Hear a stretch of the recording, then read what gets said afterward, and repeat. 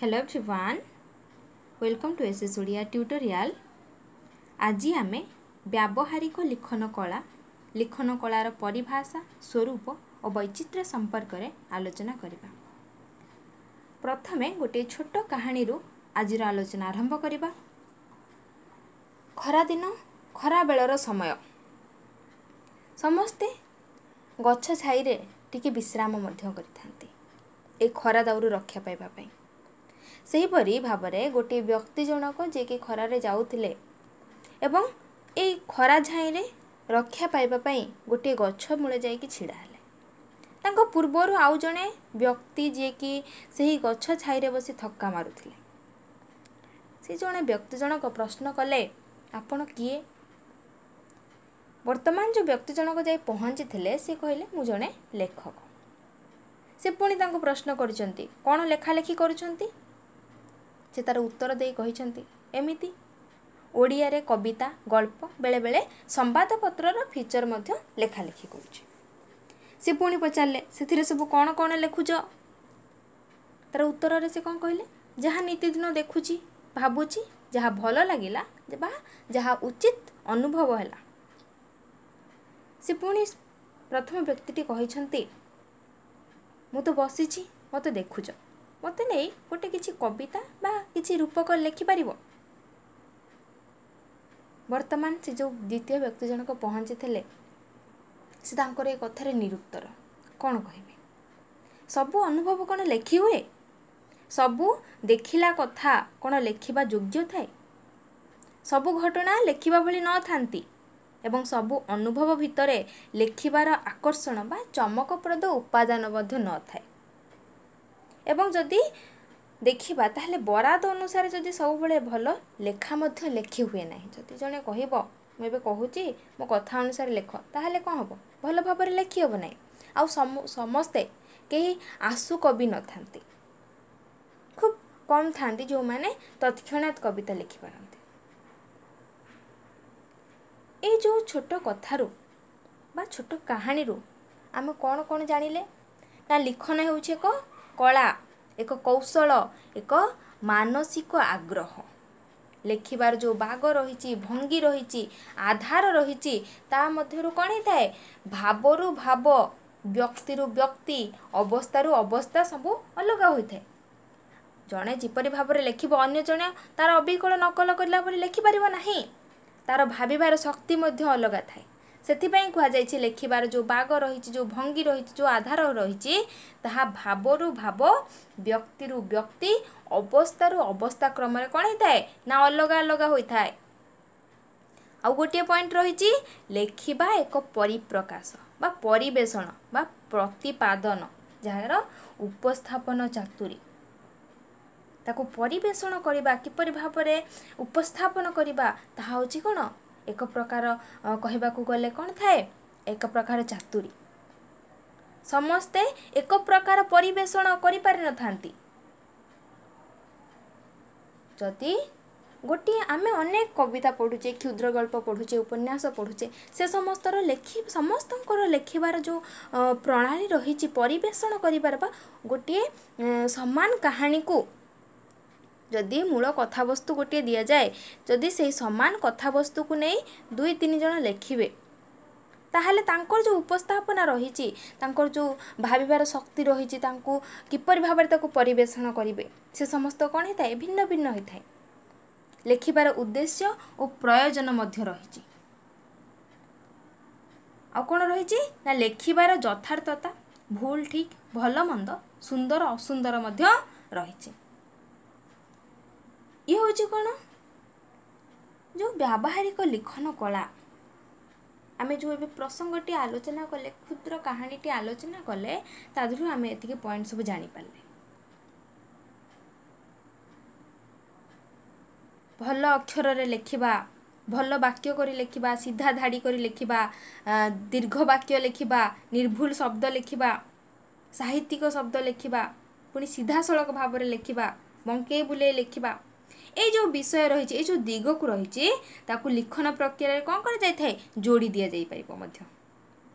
किंतु ए सबुरु जदि ऊर्ध्वर देखिबा, ताहले दुईटी दिगरु लिखन कलार स्वरूप प्रति जना जाइथाय बा गुरुत्व प्रदान करा जाइथाय। से दुईटी दिग कौन रही ना गोटे हूँ सृजनशील लेखन अन्यटी हूँ व्यावहारिक लेखन।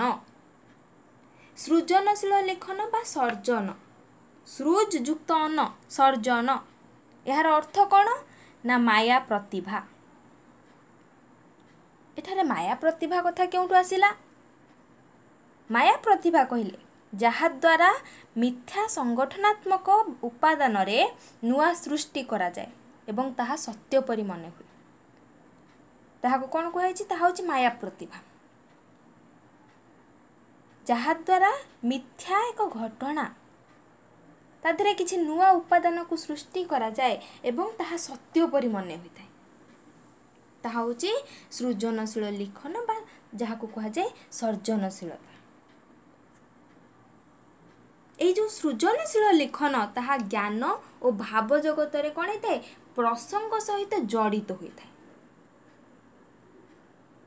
सृजनशील व्यक्तिर अनुभव सूक्ष्म बलिष्ठ और अद्भुत चिंता सेथिपय कहा जाइछि कोन कहा जाइछि माया प्रतिभा कथा कहा जाइछि। किपरि भाबरे मिथ्या एक संगठनात्मक उपादान रे किछि नुआ सृष्टि करा जाइथाय एवं ताहा सत्य परि मने होइथाय। एथिरो कोन रहिछि ना अनुभवर सूक्ष्म दृष्टिकोण रहिछि आ अद्भुत चिंताधारा मध्य रहिछि। अनुभव को नूतन रूप देबा पाई ये हो समस्त कोन ना सुदूर प्रसारी कल्पना एवं ता सहित शब्दर वैचित्र्य आउ अर्थर रमणीय संयोजना मध्य करिथांती। ए जो सृजनशील लेखन रे व्यावहारिक चित्र मध्य प्रतिफलित हो उठे। व्यावहारिक निरुता शब्द चमत्कार और आविधानिक सीमाबद्ध अर्थ बलय को टपी अनभावित पूर्व अर्थ रे लेखा हो जाए। कौन कहा गला ना जो व्यावहारिक शब्द चमत्कार रही ता सहित आविधानिक सीमाबद्ध जो अर्थ बलय अभिधानर जो सब अर्थ रही से सीमाबद्ध अर्थ बलय को टपी पूर्व अर्थ रे कौन होता है ना लेखा होता है। व्यावहारिक शब्द लिखन योग्य होई शास्त्रीय काव्य कालुन्य मध्य पाई थाए। यदि आम देखा वास्तववादी साम्यवादी उत्तर आधुनिकता ये जो भाव संरचना रे व्यावहारिक भाषार लिखन होची कोन ना गुणात्मक आउ कोन कहैछि ना व्यावहारिक लिखन कला साधारण भाषा आमे जहाँ दैनंदिन भाव भाव विनिमय प्रकाश करबा पई से जो भाषा समूह को व्यवहार करुछे ता सहित जो शब्द विधान गुड़िक रही से समस्त व्यावहारिक लिखन कला सहित संपृक्त। एवं आउ गोटे कथा मन रखा पड़ो जे व्यावहारिक लिखन कला हेउछि गण जोगाजोग सहित मध्य जड़ित। शिक्षा क्षेत्र है कि व्यवसाय प्रतिष्ठान है सांस्कृतिक अनुष्ठान आफिसिक व्यवस्था गमनागमन गणमाध्यम एपरि भाव में सबु स्तर रे प्रयोजन अनुसार प्रचलित हेउथिबा भाषा माध्यम गुड़ी को ये जो व्यावहारिक लिखन कलार पर्यायभुक्त करा जाय पारे। ये जो व्यावहारिक लिखन कला ताहा होची कोन सरल प्रत्यक्ष स्वच्छ और सहजबोध।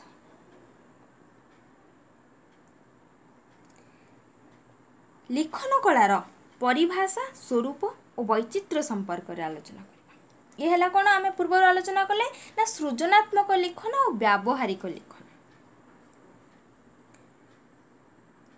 भाषा आमे जानिछे कोन आमे निजर भाव को कहा माध्यम रे प्रकाश करुछे भाषा माध्यम रे प्रकाश करुछे बा अन्य पाखरे निजको प्रकाश करिबा पई बा निजर भाव को विनिमय करिबा पई ए भाषार प्रयोग करा जायथाय। भाषा होउछ एक शिक्षण और सामाजिक व्यवस्था। व्यवहार दुईटी दिग रही गोटे हूँ कथन उच्चारण दिग अन्यटी हूँ लिखन दिग। कथन बा उच्चारण दिगटी हूँ कौन ना मौखिक पद्धति रे साधित होता है। मौखिक कहले जड़े कहे अन्य जड़े शुणी थाए ତାହା ହେଉଛି କ'ଣ ମୌଖିକ ପଦ୍ଧତି। ଯିଏ କହୁଥାଏ ତାର ଯେଉଁ କହିବାର ଶୈଳୀ ରହିଛି, ଶବ୍ଦକୁ ସେ କିପରି ଭାବରେ ସାମାଜିକ ବ୍ୟବସ୍ଥା ଆଉ ପ୍ରଚଳିତ ସଂକେତିତ ଅର୍ଥକରଣ, ଏହି ସୂତ୍ରରେ କ'ଣ ହେଇଥାଏ ନା ଶ୍ରୋତାଟି ବୁଝେ ଏବଂ ସେ ଶବ୍ଦକୁ ମଧ୍ୟ ସେ ଗ୍ରହଣ କରିଥାଏ।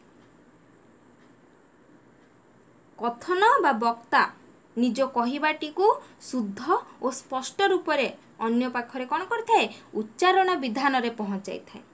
ତାହା ହେଉଛି କ'ଣ ନା କଥନ ଓ ଉଚ୍ଚାରଣ ଦିଗ। ଆଉ ଗୋଟିଏ ପଏଣ୍ଟ ରହିଛି କ'ଣ ନା ଲିଖନ ଦିଗ। କଥନ ବା ଉଚ୍ଚାରଣ ହେଲା କ'ଣ ମୌଖିକ। ଲିଖନ ଦିଗଟି କ'ଣ ନା ଏହା ହେଉଛି କଥନର ସ୍ଥାୟୀକରଣ ଉପାୟ। ଆମେ ଯାହା କହିଲେ ତାକୁ ସ୍ଥାୟୀ ଭାବରେ ଲେଖିବାକୁ ହେଲେ ତାହା ହେଉଛି କ'ଣ ନା ଲିଖନ ବିଧାନ। ଯାହା ଆମେ ମୁହଁରେ କହୁଛେ ଯୁକ୍ତିଯୁକ୍ତ, ସ୍ମରଣଯୋଗ୍ୟ, ପ୍ରମାଣ ସିଦ୍ଧ କରି ରଖିବାର ଏକ ପ୍ରୟୋଜନ ଓ ଇଚ୍ଛାଶକ୍ତି ଲିଖନ ବିଧାନ ବା ଲିପିକରଣ ପଦ୍ଧତିରୁ ଏହାର ଜନ୍ମ। ଯାହା କଥନଯୋଗ୍ୟ ଓ ମହତ୍ତ୍ୱପୂର୍ଣ୍ଣ ବକ୍ତବ୍ୟକୁ ସଂରକ୍ଷିତ ରଖିବାର ପ୍ରଯତ୍ନରୁ ଲିପିବଦ୍ଧ କରି ରଖିବାର ଯେଉଁ କୌଶଳ, ତାହା ହେଉଛି କ'ଣ ନା ମାନବ ବୁଦ୍ଧିର ଏକ ଚମତ୍କାର ଉଦ୍ଭାବନ। ତାହା ହେଉଛି ସ୍ଥାୟୀକରଣ ଉପାୟ, ସେଥିପାଇଁ କୁହାଯାଇଛି ଲିଖନ ଦିଗକୁ।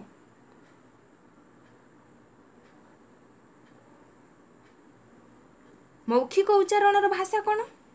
ତାହା ହେଉଛି ଶ୍ରବଣୀୟ ଏବଂ ବୋଧଗମ୍ୟ ମଧ୍ୟ, କିନ୍ତୁ ତାର ରୂପ ନାହିଁ, ତାକୁ ଆମେ ଦେଖିପାରୁନେ। କିନ୍ତୁ ଯଦି ଆମେ ତାକୁ ଲିଖନ ପଦ୍ଧତି ମାଧ୍ୟମରେ ତାକୁ ଆମେ ସ୍ଥାୟୀ ରୂପ ପ୍ରଦାନ କରିବା ଏବଂ ପରବର୍ତ୍ତୀ ସମୟରେ କ'ଣ ହେବ, ତାକୁ ଅନ୍ୟ ଜଣେ କିଏ ପଢ଼ିପାରିବ, ବୁଝିପାରିବ, ତାର ଅର୍ଥକୁ ସେ ନିଜ ରୁଚିରେ ମଧ୍ୟ ସେ ଗ୍ରହଣ କରିବ।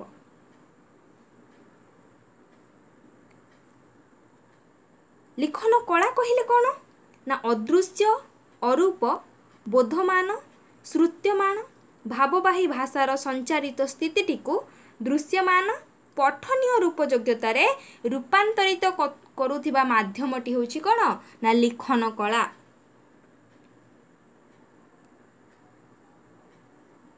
ଯାହା ଥିବ କ'ଣ ଅଦୃଶ୍ୟ ରହିଥିବ, ଅରୂପ ରହିଥିବ, ବୋଧମାନ୍ୟ ରହିଥିବ ବା ବୋଧଗମ୍ୟ ରହିଥିବ ଏବଂ ଶ୍ରୁତିମାନ ଭାବବାହୀ ଭାଷା, ତାହା ହେଉଛି କ'ଣ ଆଲୋଚନା କଲେ, ତାହା ହେଉଛି କଥନ ବା ଉଚ୍ଚାରଣ ଦିଗ। এই ଉଚ୍ଚାରଣ ଦିଗକୁ ବା କଥନ ଦିଗକୁ ଯାହା ସ୍ଥିତିଟିକୁ ଯାହା ଦୃଶ୍ୟମାନ କରିବ ଏବଂ ପଠନ ରୂପ ଯୋଗ୍ୟତାରେ ଯିଏ ରୂପାନ୍ତରିତ କରୁଥିବ, ତାହା ହେଉଛି କ'ଣ ନା ଲିଖନ ଦିଗ। ଯାହା କଥନ ବା ଉଚ୍ଚାରଣ ଦିଗକୁ ସ୍ଥାୟୀକରଣ ରୂପ ଦେଉଥିବ ବା ଦୃଶ୍ୟମାନ କରାଉଥିବ ଏବଂ ପରବର୍ତ୍ତୀ ସମୟରେ ତାକୁ ଜଣେ କିଏ ପଢ଼ିକି ବୁଝିକି ତାର ଅର୍ଥ ମଧ୍ୟ ନିଜ ରୁଚିରେ ସେ ଗ୍ରହଣ କରିପାରୁଥିବ, ତାହା ହେଉଛି କ'ଣ ସେହି ମାଧ୍ୟମଟିକୁ ଲିଖନ କଳା ବୋଲି କୁହାଯାଇଥାଏ।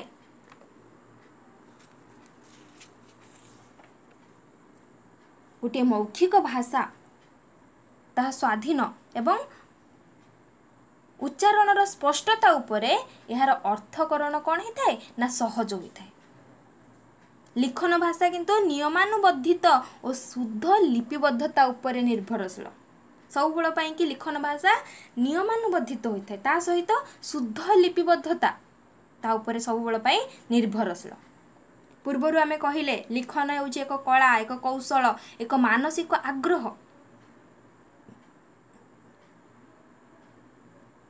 କିନ୍ତୁ ଦେଖିବାକୁ ଗଲେ ଲିଖନ ହେଉଛି ଏକ କୌଶଳ, ଏକ ପ୍ରଣାଳୀ, ପରେ ଏହା କ'ଣ ହେଇଛି ନା କଳା ସ୍ତରକୁ ଉତ୍ତୀର୍ଣ୍ଣ ହୋଇଛି।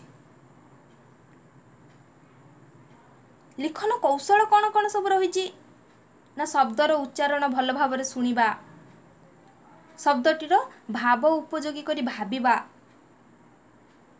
ତାହାକୁ ନିରୂପିତ ହୋଇ ରହିଥିବା ଯେଉଁ ଲିପି ବା ଅକ୍ଷର କ୍ରମରେ ଲେଖିବା, ପୁଣି ଛାପିବା, ଛପା ଅକ୍ଷରରେ ଭାବକୁ ଲିପିବଦ୍ଧ କରିବା, ଲେଖାଯାଇଥିବା ଭାଷାକୁ ପରିଚ୍ଛନ୍ନ ରୂପରେ ଭଲ ଭାବରେ ପଢ଼ିବା, ସଜେଇ କରି ଅକ୍ଷରର ବଡ଼ ସାନ ନ କରି ଲେଖିବା, ବିରାମ ସଂକେତ ଯେଉଁ ଆକାରାନ୍ତ ଫଳାଗୁଡ଼ିକୁ ଯଥାସ୍ଥାନରେ ଯୋଗ କରିକି ଲେଖିବା, ଧାଡ଼ି ସିଧା କରି ଶବ୍ଦକୁ ଶବ୍ଦ ଛାଡ଼ି କରି ଲେଖିବା, ଗୋଲ ଅକ୍ଷରରେ ଲେଖିବା, କରଣୀ ଅକ୍ଷରରେ ଲେଖିବା, ମାର୍ଜିନି ବା ପାର୍ଶ୍ୱ ଛାଡ଼ି ରଖିବା, ଇଏ ହେଉଛି ସମସ୍ତ କ'ଣ ନା ଲିଖନ କୌଶଳ।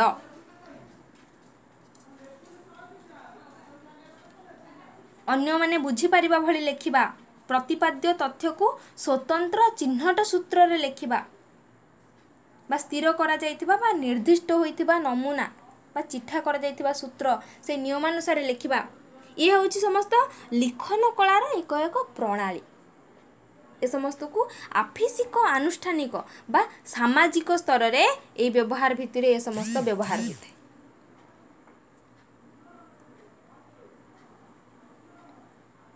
आउ कौन रही ना अन्यर आनंद पाई लेखिबा, अन्य को नवरसर रुचिबोधरे पुलकित तो तटस्थ करिबा पाई लेखिबा, सांस्कृतिक मूल्यबोध निर्माण पाई विविध प्रकारर प्रबोधित प्रसंग मान लेखिबा, अन्य भाषार महत्तम लेखा निज भाषारे अनुदित करी लेखिबा, गोटे सामान्य भावार्थ को संप्रसारण अथवा संक्षिप्त करी लेखिबा, ये समस्त होउछंती कोन सामर्थ्य और कुशलता लिखन प्रणाली को बा लिखन प्रक्रिया को कला रे परिणत करिथाय। ए जो अवस्था रहिछि यहा होछि लिखन को रचनात्मक कला भावरे ग्रहण करा जाय। ए जो कथा कहिले अन्यर आनंद पाई लेखिबा, समाज व्यवस्था रे ज्ञान वितरण पाई लेखिबा, मानसिक भावना को नहीं काव्य कविता गल्पादि लेखिबा, ए समस्त होउछंती कोन सामर्थ्य और कुशलता जहाँकि लिखन प्रक्रिया को कला रे परिणत करिथाय। लिखन होउछि एक कौशल एक प्रणाली पर यह कौन है कला स्तर रे उत्तीर्ण होइछि, सेथिपाई लिखन मध्य एक कला। व्यावहारिक जो लिखन कला यह होछि कोन दीर्घ प्रयत्न और बुद्धि निर्दिष्ट दक्षता, किंतु जो सृजनशील लिखन कला रही ताहा कोन ना प्रबोधित साधनार ताहा होछि फलश्रुति। प्रबोधित साधनार कथा कहा जाइछि आमे पूर्वरु कहिले, जहा द्वारा मिथ्या संगठनात्मक उपादान रे नुआ सृष्टि करा जाए एवं ताहा परवर्ती समय रे सत्य परि प्रतिपादन होइथाय। ताहा होछि कोन ना सृजनशील लिखन बा सर्जनशील कला।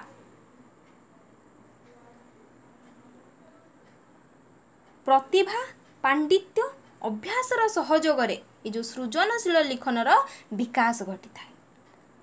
क्योंथिरे ना प्रतिभा पांडित्य अभ्यासर सहयोग रे एही प्रकार जो लिखन रही ताहा होछि कोन तार यथार्थ परिभाषा होछि जे मानसिक संकार्य बा परिकल्पना कर्म।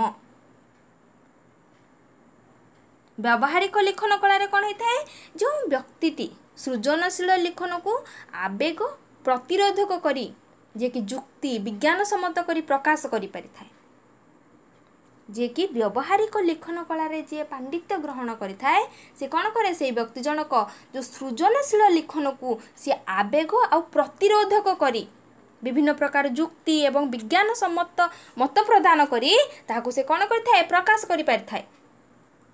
सही परि भाव में देखा गले जदि सृजनशीलतार गोटे व्यक्तिर आग्रह थिबो ताहले व्यावहारिक वृत्तिर लिखन कला को मध्य से अति सुंदर भाव में सरल भाव में एवं निर्भुल भावयुक्त मध्य करि पारि थाए।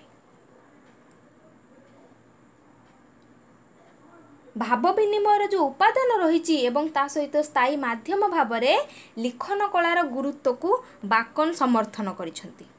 बाकन कहिसंती जे बलिष्ठ भाव सूक्ष्म दृष्टि मुग्धकर बाक भंगीर लिखन ही यथार्थ और प्रकाशकरण योग्य व्यक्तित्व निर्माण करिथाए।